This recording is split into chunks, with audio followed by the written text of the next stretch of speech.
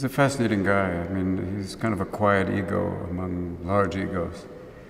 That was his whole role during World War II, dealing with Montgomery, Churchill, oh my God, Patton. But he has a kind of a quiet strength too. Even capturing his voice is a very difficult thing because it's somewhat high pitched, but at the same time, it has resonance. So it's an interesting character for me. It's not necessarily somebody you'd think that I am right off the bat be playing. A lot of people say, you could play Truman. Sure. But it's like, it was a tough job for me.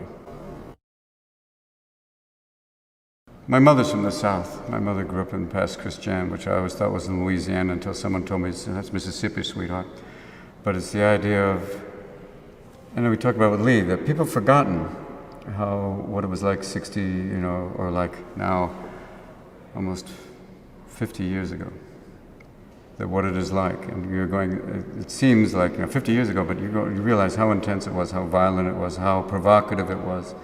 And these changes, which now, having a black president, you go, that's kind of the whole purpose of the script, to say, do you remember what it was like? Do you remember how violent, and do you remember the changes that were made by different presidents trying to, drag us into the 20th century and now into the 21st century?